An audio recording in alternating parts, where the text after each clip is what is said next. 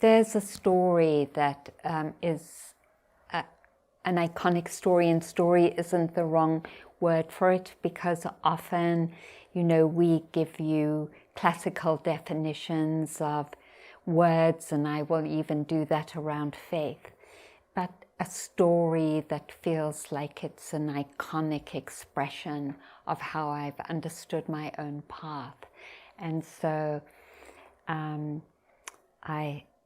it comes up, and for every now and again, and then it sort of goes off and other stories come up, but I want to return to the story because it's so central in my own faith. And this is about a time in the 80s when my partner and I of the time were taking a long trip. She had been working in the post office, like pretty much non-stop, and I, being a flighty country woman, was like, come on, let go of your job, let's go on an adventure. And so we'd bought this old Dodge 1967 van, which will later feature in the same story, and did it up. And so we lived in Albion at the time, and we started on our way down, and there was a heading somewhere in Sonoma County that said Medicine Wheel Gathering. And I was into landscape design. I think I was working at the Mendocino Botanical Gardens on a CETA job at the time, learning landscape design. And I said, oh, that's like herbal plants. Let's stop and go and see what's going on. And so we stopped, and it ended up being a gathering of indigenous people and allies. And we came to a circle with a woman sitting at one end who was smoking her pipe. And she was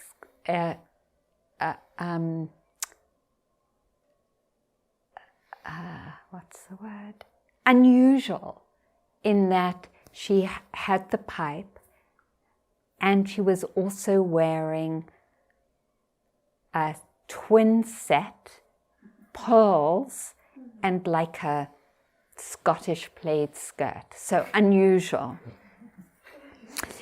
And so we're all sitting in the circle, and someone beckoned us in to join in. And then soon afterwards, a young woman stumbled in, severely distorted, like folds of skin hung over her eyes, and her legs were really big. She had elephantitis. That was a common disease where I grew up in South Africa, but you don't see it much in this country. And she came into the circle and sort of collapsed in front of the pipe carrier and said, I don't want to live. And Evelyn, who I later met, blew these smoke rings on her, blessing her. And then she said, the earth is carrying all this pain, and in order to survive, she has given each of us a part of it, with the prayer that we carry it and heal it for her. And this woman sobbed, and Evelyn said, and my faith is that whatever we're given because we can carry it.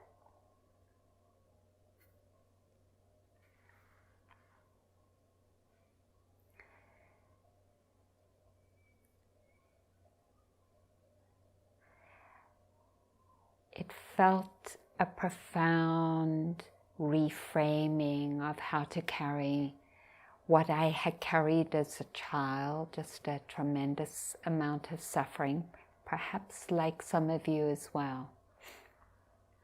And the reframing of somehow taking what I've been given and receiving it as the reason why I'm alive, that I am alive to heal what I've been given.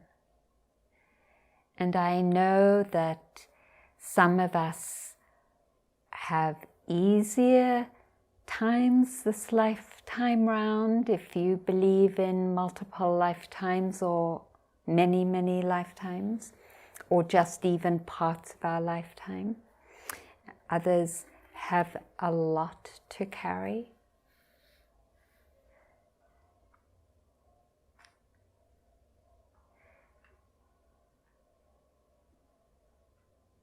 It isn't only for me about the earth offering it.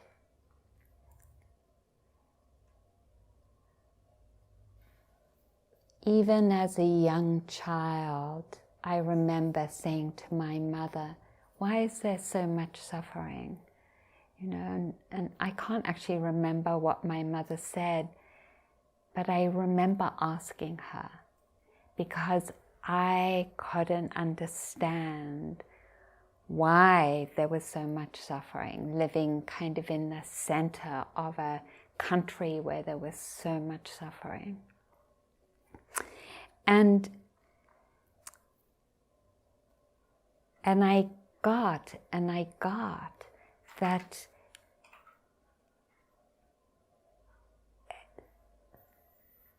we are called in some way or another from all our different places of birth and origin, from all our different experiences, that there is something calling us, and I'm not just talking about the Buddha saying I'm interested in suffering and the ending of it, of something calling us from our experiences to answer that question and to not just answer it conceptually, but to say in some way, I'm here to hold this and carry this. That healing the planet is healing myself and healing you, and healing you is healing myself and healing the planet. And it works in these mysterious ways. And it is in some way that not just my suffering, but our lineage of suffering, the earth's lineage of suffering, our parents and our ancestors' lineage of suffering, as queer people, as trans, as Jews, as Muslims, as Sufis, as people who are neurodivergent, that all of us come in through particular gateways where we are given something, where we say, I'm called not just because this is about me, but because this has been given to me to help rebalance and heal the world. That's how I want to translate the Buddha's teaching. Not like there is suffering and an ending of it, but here is the calling of life, our ancestors, not just life, personally, here is the calling that I'm answering.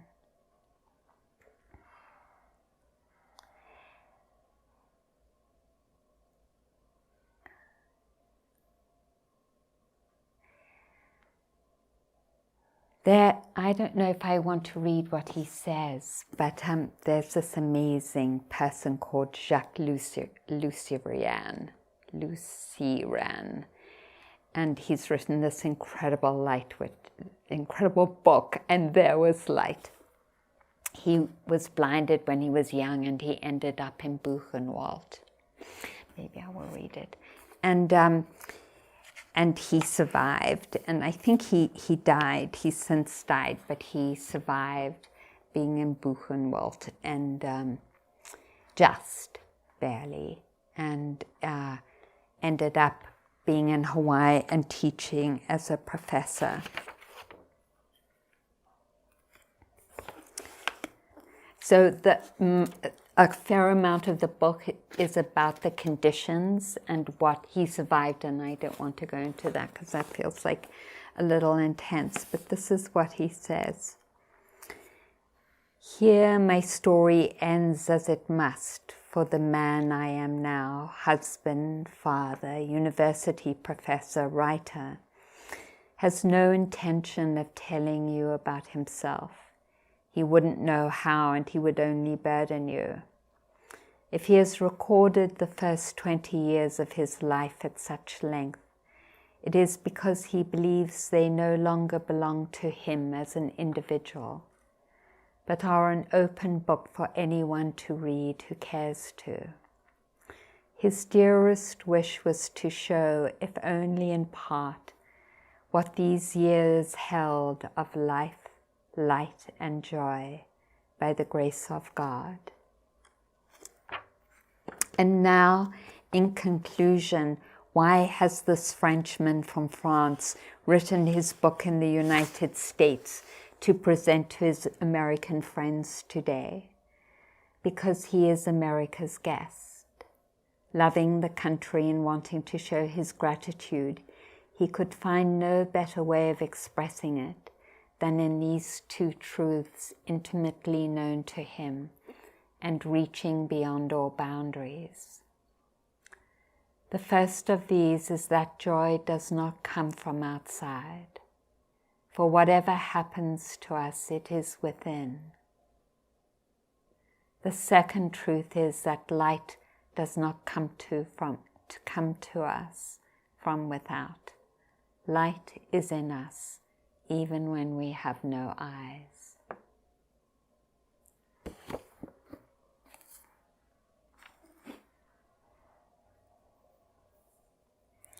And this feels sort of like a theme, sort of coming in from different gateways about the acknowledgement of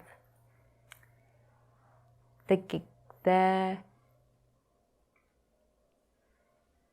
request the earth and our lineage and ancestors are making of us, and how we receive that. How, and then I want to talk a little bit later about how to hold that. And then why Evelyn framed it that way. Because her partner invited my partner and me to come to Evelyn's house. And there were a small group of us, half indigenous, and then a few white people. And Evelyn just started to train us as pipe carriers, not even like asking us if we wanted to be trained. And so, which just was some, what can you say, fortuitous event in my life.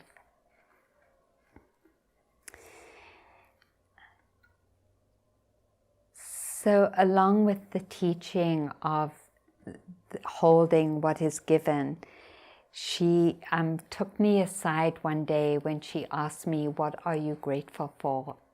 And I can say very humbly to you, I told her, I can't think of anything. So perhaps I was having a very hard time that day, but I can't remember. And she said, "Do you have a car?" And I said yes. And she was riddled with cancer at the time she was teaching us. And I suspect that she thought she was going to die soon. And her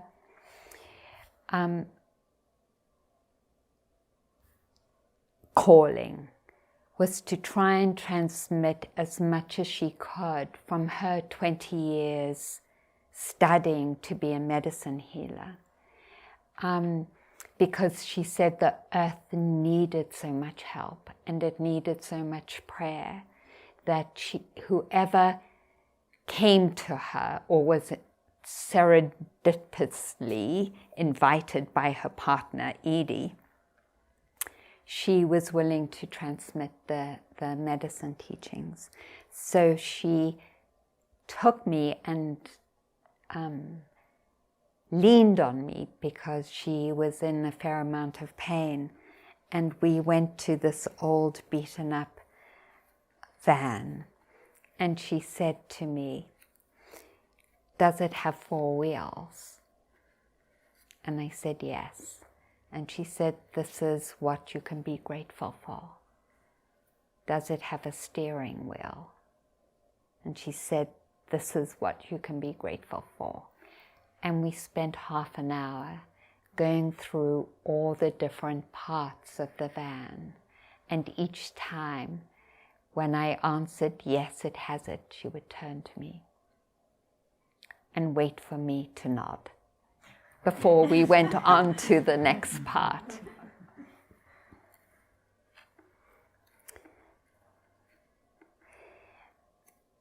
And so what I got from her teaching is a little bit about what the Buddha is calling us to, which is on the one hand, this invitation to end the lineage of suffering in the ways that we can, and the other is to reclaim and to grow the qualities of strength that allow us to do that.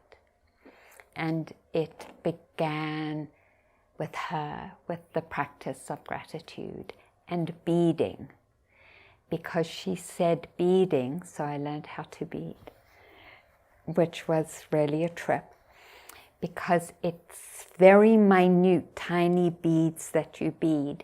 And she said to me, "You need to bead because you need to cultivate patience." So I learned how to bead, and then we did many prayer circles, and at one point in the training, there was a big knock on the door, and she opened it, and there was this very big man there, and he was crying, and he said, "I hurt my back, and I'm in so much pain, and someone told me you could help." And so he came into the room, and she moved everything out of, got us to move all the furniture out, and she lay him down, asked him to lie down, and people helped him. And then she got, this wasn't part of the story, but I'll just say it because in a way it is. She got her crystal and put it on top of him, and her pipe and a feather, and she saged him. And she started to pray. And I could hear the beating of the wings of an eagle in the room. She called the healing in. And we were witnesses. And at the end, he got up and walked out. And this is the power of our love and healing when it's developed. And at the group today, I talked about Nalanda, the elephant, and I haven't spoken about Nalanda in a while. And so I wanted to talk about that too, because it's a similar story of Nalanda, this amazingly beautiful elephant that was part of the king's entourage, because the elephants were very important parts of the royal family in the Buddha's time. And this elephant had gotten wounded, I can't remember why, and had broken free in her pain and started rampaging through the villages and just destroying huts and trampling on people. And there was an incredible amount of fear. People, when they heard, because I don't know if you have ever been in a game reserve and felt a herd of elephants running, it's incredible. It's like the earth shakes with their pounding. And so I know because I experienced it. And so anyway, when the villagers felt that kind of beating, and they would run away, and the Buddha happened to be close by, and so everyone was saying, just kind of like the Angulimala story, you know, Lord, run, this terrible elephant is coming and is huge and is killing people and destroying everything. And the Buddha turned, stood still, and the Nalanda came like running directly towards the Buddha. And the Buddha started offering metta for healing and well-being to Nalanda. And the power of that love, that energy, was so palpable to Nalanda that she bowed in front of the Buddha.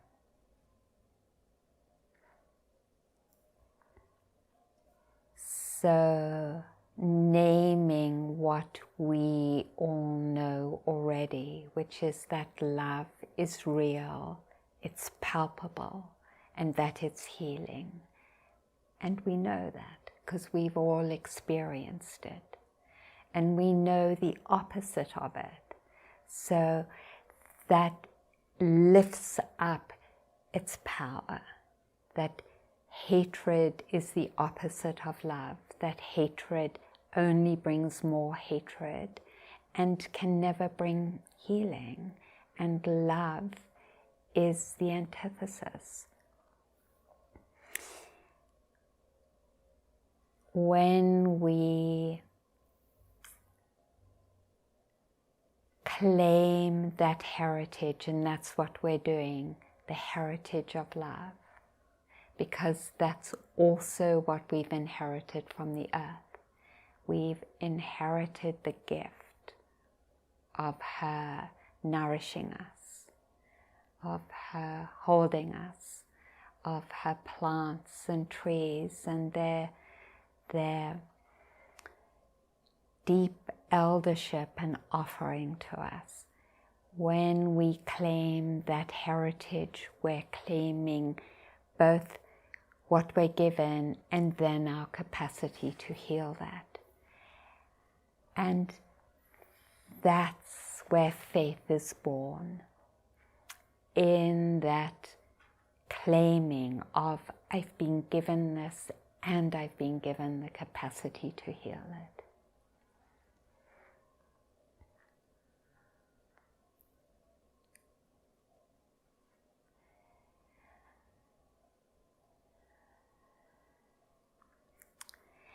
This type of faith isn't about, and that's why I began with making mistakes. This type of faith isn't about not making mistakes. And that means that sometimes what happens is painful and what happens hurts. Sometimes it's unpleasant. Sometimes it's triggering.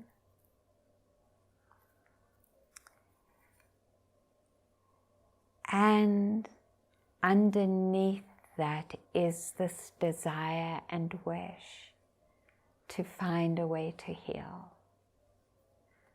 And not that there is a way, but to find it, to find where that opening and that door is.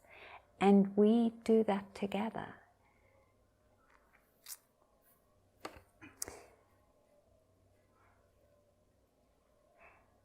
And I think one of the biggest obstacles to faith is the misunderstanding that we have to do it alone.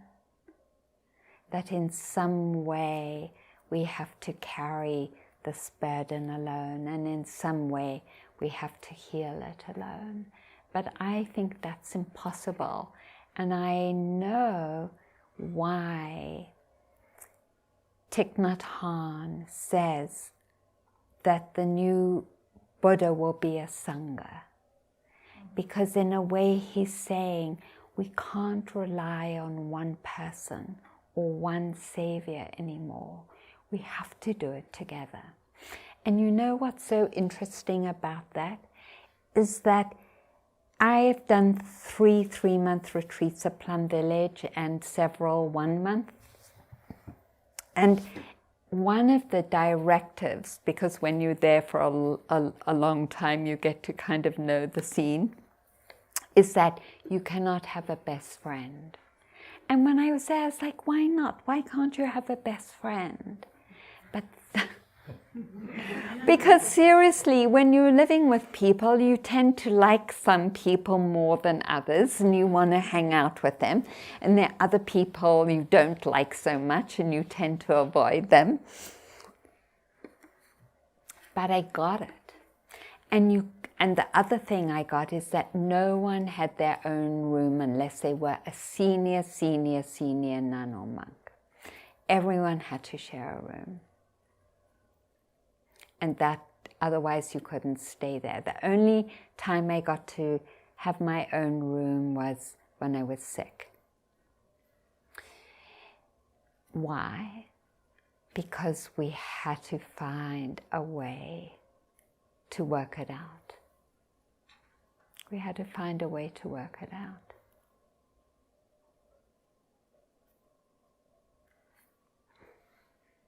And so his way was having a community meeting every 2 weeks where we had a flower in the middle, and the beginning was picking up the flower and appreciating someone for their beautiful qualities and efforts, and then sharing what was difficult and hard, about how someone said something or did something that was painful or hurtful, and working it out. Or it could have been, I want to work it out with you and I'd like to make a time, but you say it publicly first. And so it wasn't that there was an immediate solution, but a commitment to the process of how do we find a way to support each other, because we can't do it alone.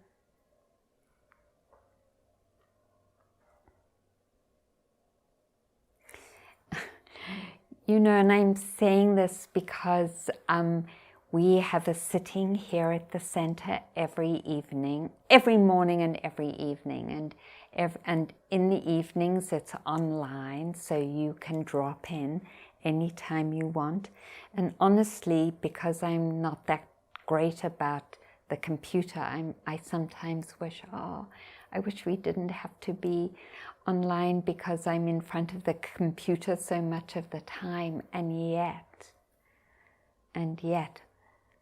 I love it as well, because it's a way of saying we can't do it alone, we have to come together and practice together, and we need to do it in an ongoing way.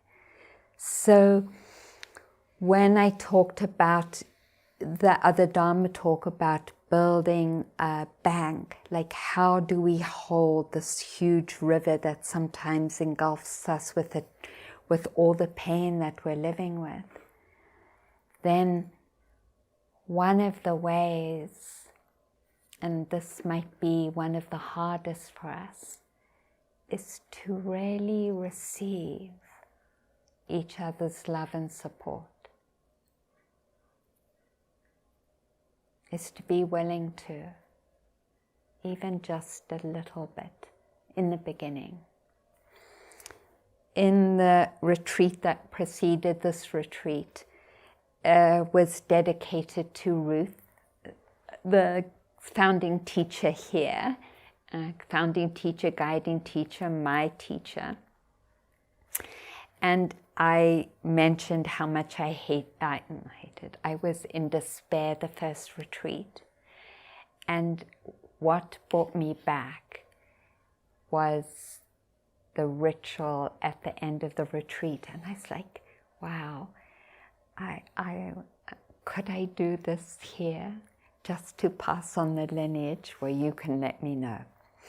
So at the end of the retreat, we sat in a circle. It was the ending circle. And people had given her flowers, and they had been on the altar. And right before the circle, she had taken them and depetaled the flowers. And she came to the circle with a basket of flowers. And she went round and grasped a handful, and she dropped the flowers on each of us and offered a blessing. Like Nalanda and like Evelyn, I could feel the love. I could feel the blessing. And I was like, oh my God. Like, I know it's ridiculous to say this, but it's like, love is real. And it wasn't like I hadn't loved all my honeys in some way or another. I had. But there was something about this that was different. It's like, it's palpable and real. And someone that honestly, in some ways, I hated and I thought was an egomaniac, because that is what I thought of her on that first retreat, that I could feel that blessed.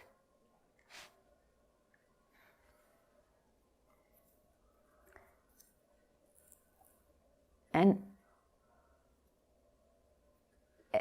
you know, and and I didn't even plan to come back. It's just that some other people were coming and they were dropping off something where I lived. And I said, where are you going? And they said, oh, we're going back to Ruth's. And really, against my will, this is the power of that blessing. I said, hang on, I'm just going to get some shorts and a t-shirt, because in those days, she got a little strict about what we wore in here, but in those days, I packed like a bag of shorts and t-shirts, and I was in that car.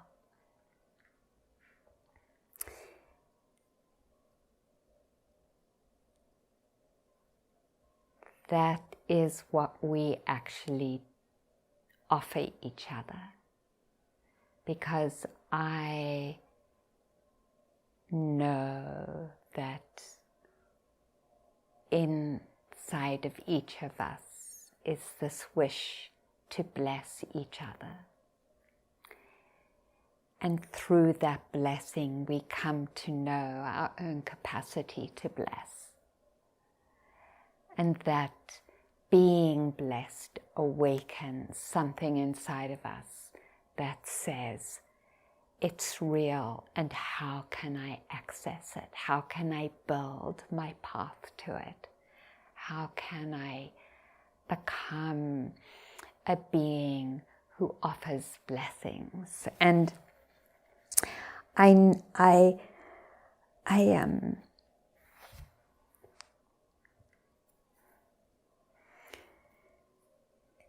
have been the recipient of so many blessings from my teacher.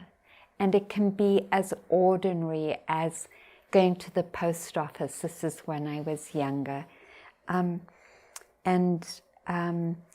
Still being a gardener, earning $4.50 an hour, because that's what Sita wages was $4.50 an hour.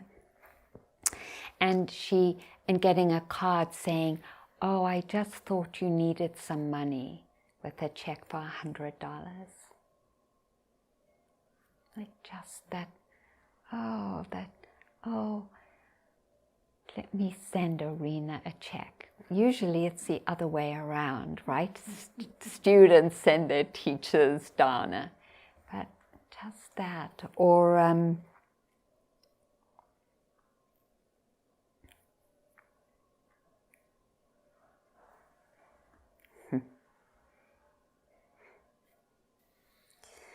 well, that's enough of that.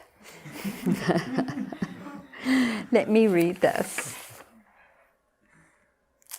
This is from Mandela, who I have to say was even young, because he was part of the organizing that happened in my house. He already, even young, was someone who had a particular dignity and grace. And Tutu says that only grew through all his years of imprisonment, and he could never have done what he did without those 27 years in jail. But this is what Mandela says. It is from my comrades in the struggle that I learnt the meaning of courage. Time and again I've seen men and women risk and give their lives for an idea. I've seen them stand up to attacks and torture without breaking, showing a strength and resilience that defies the imagination. I have learned that courage was not the absence of fear, but the triumph over it. I have felt fear myself more times than I can remember, but I hid it behind a mask of boldness. The brave person is not the person who does not feel afraid, but a person who conquers that fear. I never lost faith that this great transformation would occur, not only because of the great heroes I've already cited, but because of the courage of everyone in my country. I always knew that deep down in every human heart there is mercy and generosity. No one is born hating another person because of the color of their skin, or their background, or their religion. People must learn to hate, and if they can learn to hate, they can be taught to love. For love comes more naturally to the human heart than its opposite. Even in the grimmest times in prison, when my comrades and I were pushed to our limits, I would see a glimmer of humanity in one of the guards, perhaps just for a second, but it was enough to reassure me and keep me going. Our goodness is a flame that can be hidden but never extinguished.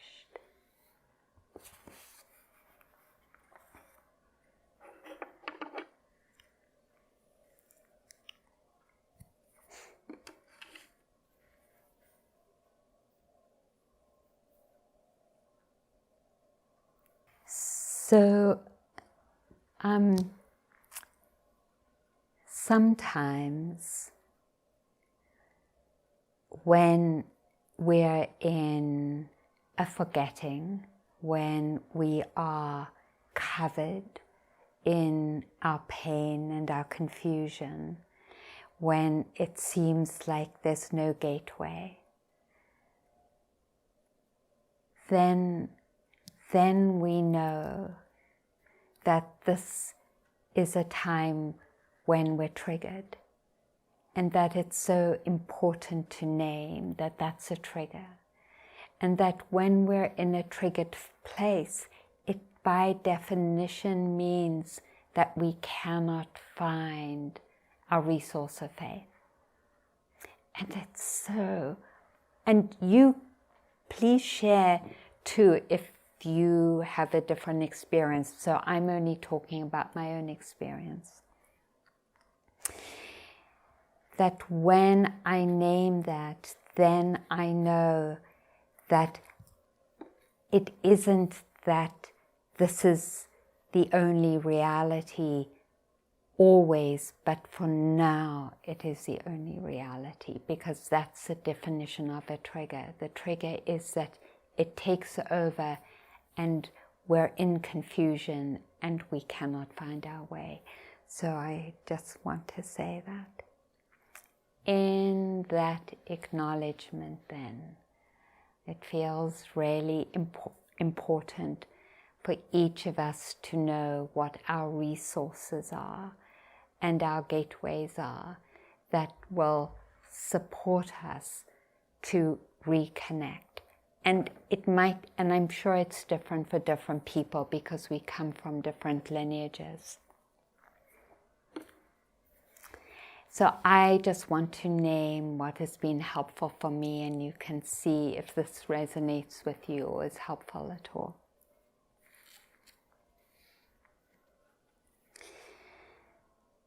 Depending on what's going on, I have watched 4-5 episodes at a time of Netflix. Just giving my mind a break, or watched 2 movies, just like one after the other, to give myself a break. Or I've read some ridiculously easy detective novel that takes hardly any cognitive power from beginning to end. Sometimes you just need a break. Sometimes you need to go to someone and say, I need you to love me up. Do not try and fix me. Do not try and solve what's going on. I just need you to tell me why you love me, or why you're my friend, or why you care about me, or just tell me that I'm beautiful.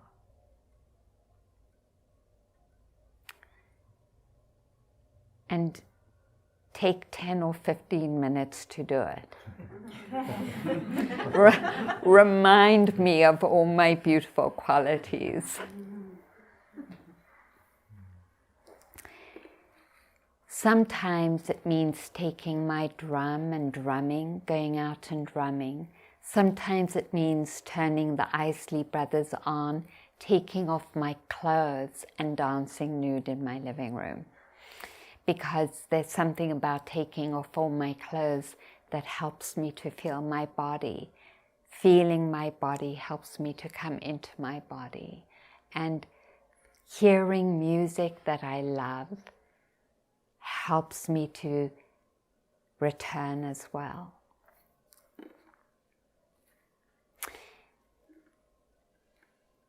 Sometimes it's the exact opposite. So I've mentioned this before. This is last year. Last year I went on a medicine journey in Peru. And I had this journey where I found myself like imprisoned. But it wasn't a prison. It was like locked, paralyzed in a space where I had no connection to my capacity to intend. I couldn't love, I couldn't care. It was like being profoundly and deeply dissociated. It was just the most incredible suffering. It was like being really out of my body and having no access at all. After the journey, because after the journey we all came in a circle and talked about it, I said it was one of the most intense sufferings I've ever experienced. I knew that I had to move my body, and the agreement was that you couldn't just like split the scene during this whole, it was like from 7 p.m. to 3 or 4 a.m. So you had to be there. So I went outside and I just walked, and the whole kind of ceremony ended, And it's not like I could feel it, but I knew that if I kept walking, there's this poem by Anna Swift or someone. No, it was Naomi Shihab, when she says you have to catch the thread. You have to catch the thread of and lift. And that's what I was feeling. I have to keep walking until I can catch this thread of connection. So I did placing until 8 a.m. the next morning, because I knew I had to keep staying. Even if I was sort of out of my body, I had to keep on offering myself the invitation. And I stopped at 8 a.m. because it was breakfast and we had fasted the night before. And then later that day, I got, and this is going back to the beginning of the story, because now it's getting late and time to end the talk. Oh, this is the gift of this journey, because this has been living in my DNA and I had no idea. And because I had no idea, I couldn't heal it. And it's been amazing, because that kind of intense dissociated paralysis, I recognize it. It doesn't come up so strongly anymore, but I recognize it. And I'm like, oh, this is a part of myself that I just haven't healed. I haven't cared for. And that when it comes up, this is the earth asking me to love it.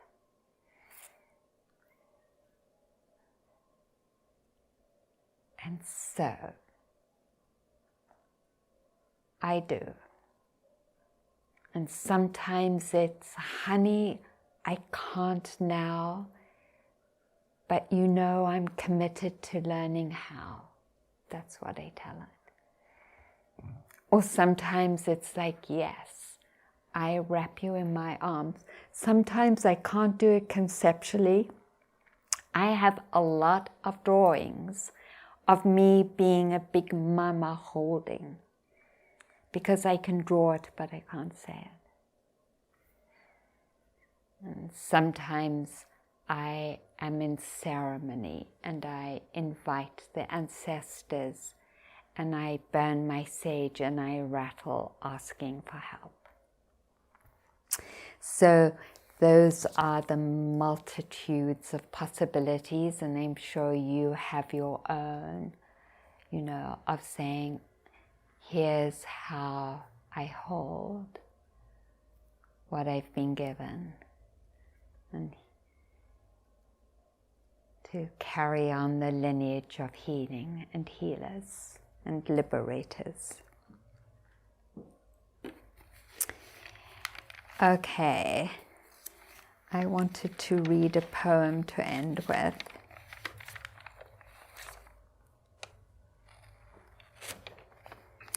This is what I brought. It's in my pile.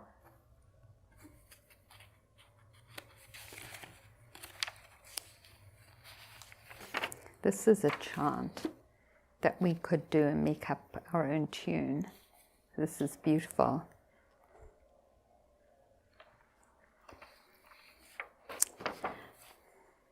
This is from David White. I actually wanted to bring one from Alice Walker. But I have a Joy Harjo one. I'll read both. I want to write about faith, about the way the moon rises over cold snow night after night, faithful even as it fades from fullness, slowly becoming that last curving and impossible sliver of light before the final darkness. But I have no faith in myself. I refuse it the smallest entry.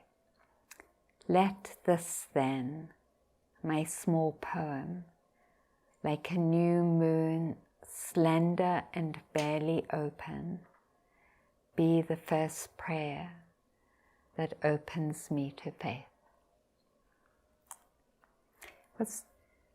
Nancy, was that too slow? Where are you? Oh, there you are. Oh, excellent. I knew you were there, but now I just grokked it. Good, so you can hear it. Yeah, very good. That's enough.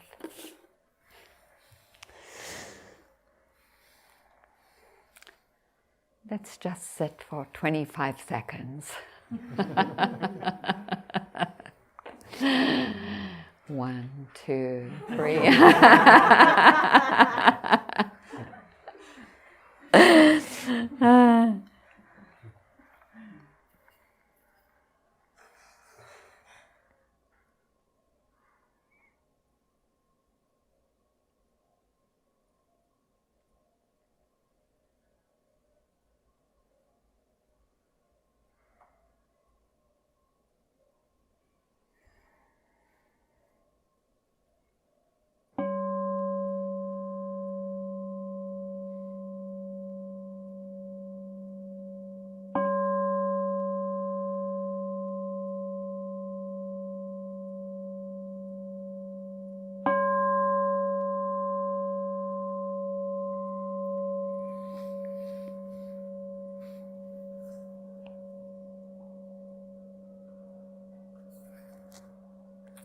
Thank you, everyone, for your presence and your listening. Thank you.